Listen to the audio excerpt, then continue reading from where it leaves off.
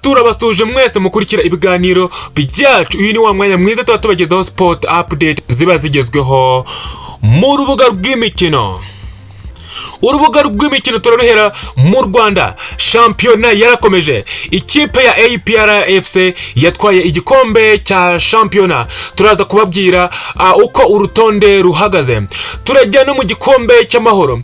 Ikipe ya Rayon Sport yavuyemo nyuma yo gutsindwa n'ikipe ya Bugesera ibitego bibiri mu mukino ubanza n'uwo kwishyura. Igitego kimwe ikipe ya Bugesera ikaba yaragitsinze mu mukino ubanza, ikaba yanatsinda ikindi gitego mu mukino wo kwishyura, bibi giteranyo cy'ibitego 2-0. Ikipe ya Polisi yasezera ikipe ya Gasogi United iyitsinze penalty enye kuri 3 mu gihe bagejeje kuri penalty 5 bose banganyisha 3 kuri 3, ariko penalty ya gatatu Polisi yinjiza neza, Gasogi irayirata.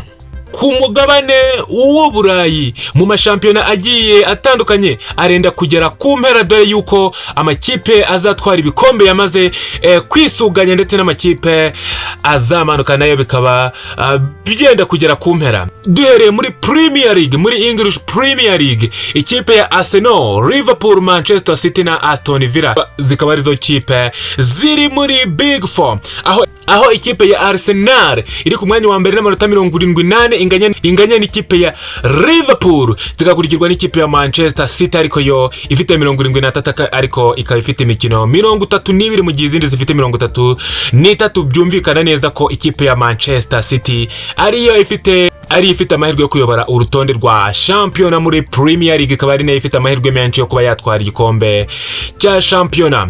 Ikipe ya Arsenal na Liverpool zinganya amanota. Man City ikaba iri ku mwanya wa gatatu ariko ifite amahirwe kuko hari umukino itarakina. Ikipe ya Aston Villa ku mwanya wa 4, Tottenham Hotspur ku mwanya wa 5. Ku mwanya wa 6 hari ikipe ya Newcastle United yari isanzwe icanye ku maso muri shampiyona ya 2023. Ku mwanya wa 7 hakaza amashitani atukura ariyo Manchester United. Ku mwanya wa 8 hakaza West Ham United. Ku mwanya wa 9 hakaza ikipe ya Chelsea. Ku mwanya wa 10 hakaza Brighton and Albion. Ku mwanya wa 11 hakaza Wolverhampton Wanderers. Ku mwanya wa 12 hari Fulham. Ku mwanya wa 13 hari Bournemouth. Ku mwanya wa 14 hari Crystal Palace. Ku mwanya wa 15 hari Brentford. Ku mwanya wa 16 hari Everton. Ku mwanya wa 17 hari Nottingham Forest. Ku mwanya wa 18 hari Luton Town. Ku mwanya wa 19 hari Burnley. Ku mwanya wa 20 hari Sheffield United. Ikipe iri mu bibazo cyane igiye kumanuka akaba ari ikipe ya Sheffield United ifite amanota 16, akabikurikirwa n'ikipe ya 19 ariyo Burnley ifite amanota 23. Ikipe ya Sheffield United yo rwose yamaze kwitakariza icyizere, akabikurikirwa nanone n'ikipe ya Luton Town ifite amanota 25 ariyo ya 18. Luton Town, Burnley na Sheffield United zikaba arizo kipe ziri munsi y'umurongo utukura. Spanish La Liga 2023-2024, shampiyona ya La Liga muri Espagne. Ikipe izatwara igikombe nayo ikaba imaze gusa naho imenyekana. Ikipe ya Real Madrid ikaba imaze gusiga amanota 11 Barcelona nyuma yo kuyitsinda mu mukino wa El Clasico ibitego 3-2. Ikipe ya Real Madrid ni ya mbere n'amanota 81, Barcelona ni ya kabiri n'amanota 70, Girona ni ya gatatu n'amanota 68, Atletico Madrid ni ya kane n'amanota 61, Atletico Bilbao ni ya gatanu n'amanota 58. Top 4 cyangwa se Big 4 hakaba harimo Real Madrid, Barcelona, Girona na Atletico Madrid. Ku mwanya wa 6 hari Real Sociedad. Ku mwanya wa 7 hari Real Betis. Ku wa 8 hari Valencia. Ku wa 9 hari Villarreal. Ku wa 10 hari Getafe. Ku mwanya wa 11 hari Osasuna. Ku mwanya wa 12 hari Sevilla n'amanota 37. Ku mwanya wa 13 hari Las Palmas. Ku mwanya wa 14 hari Alaves. Ku mwanya wa 15 hari Real Vallecano. Ku mwanya wa 16 hari Rio Mallorca. Ku mwanya wa 17 hari Celta Vigo.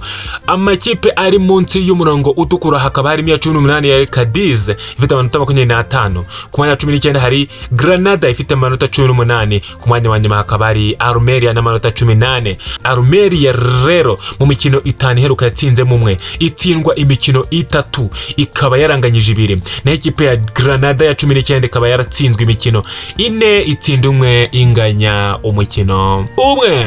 muri iki gihugu rero cya Espagne tubanje kureba neza ku makipe ayoboye urutonde harimo Real Madrid, Barcelona na Girona.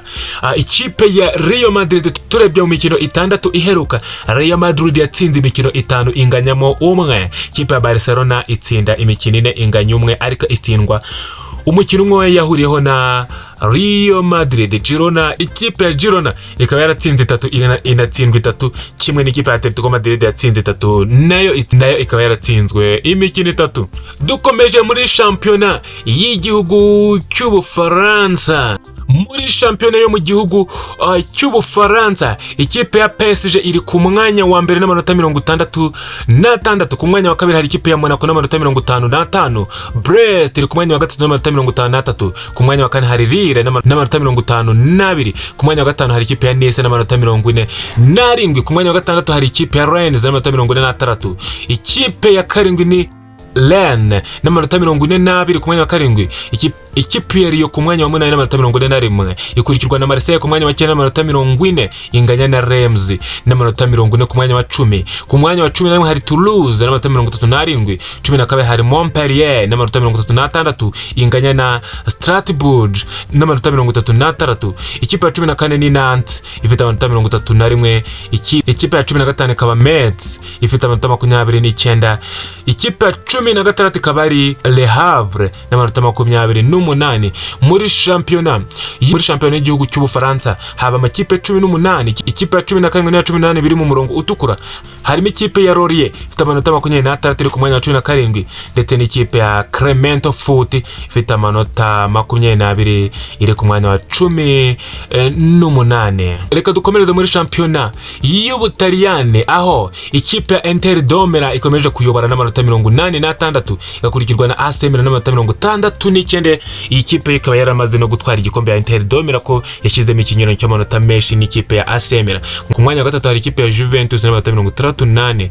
Ku wa kane hari Bologna n'amanota 32. Ku mwanya wa gatanu hari Roma n'amanota 55. Ku mwanya wa gatandatu hari Atalanta n'amanota 58. Ku wa karindwi hari Lazio n'amanota 52. Napoli ku mwanya wa 8 n'amanota 49. Fiorentina ku mwanya wa 9 n'amanota 47. Ku mwanya wa 10 hari Torino n'amanota 46. Ku mwanya wa 11 hari Monza n'amanota 43. Ku mwanya wa 12 hari Girona n'amanota 39. Lecce iri ku mwanya wa 13 n'amanota 35. Cagliari iri ku mwanya wa 14 n'amanota 32. Verona ku mwanya wa 15 n'amanota 31, inganya na Empoli ku mwanya wa 16 n'amanota 31. Ku mwanya wa 14 hari Udinese n'amanota 28. Amakipe ari ku murongo w'umutuku harimo Frosinone n'amanota 28. Ku mwanya wa 18. Ku mwanya wa 19 hari Sassuolo n'amanota 26. Ku mwanya wa 19. Ku mwanya wa 20 hakaba hari ikipe ya Salernitana n'amanota 15 yo yamaze kumanuka.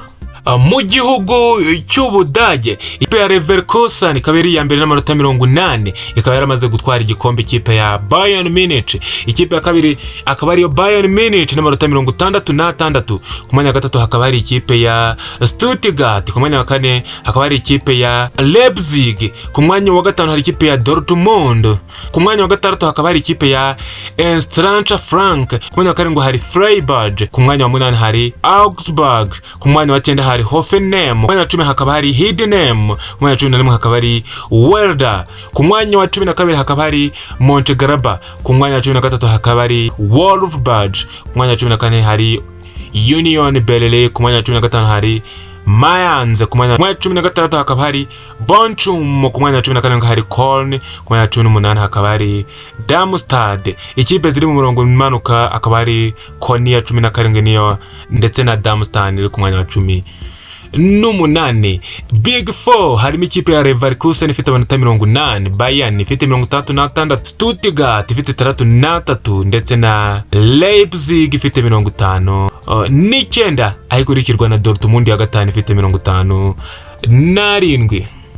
Reka dukomereze mu Rwanda naho shampiyona yarakomeje aho ikipe ya PRFC yamaze kwegukana igikombe cya shampiyona. Reka tubabwire uko urutonde ruhagaze muri shampiyona yo mu Rwanda. Ikipe ya PRFC yatwaye igikombe dore yuko isigana amanota menshi. Ikipe ya kabiri ariyo Rayon Sport. Ikipe ya APR ifite amanota 62 ku mwanya wa mbere. Ku mwanya wa kabiri hari ikipe ya Rayon Sport n'amanota 51. Ku mwanya wa gatatu hari ikipe ya Musanze n'amanota 47. Ku mwanya wa kane hari ikipe ya Mukura Victory Sport ifite amanota 40. Ku mwanya wa gatanu hari ikipe ya Police FC ifite amanota 39. Iyi kipe ya Police FC yo ikaba yanamaze kugera kuri finale y'igikombe cy'amahoro itsinze Gasogi kuri penalty. Ku mwanya wa gatatu hari ikipe ya AS Kigali amanota 38. Ku mwanya wa karindwi hari ikipe ya Magaju ifite amanota 35.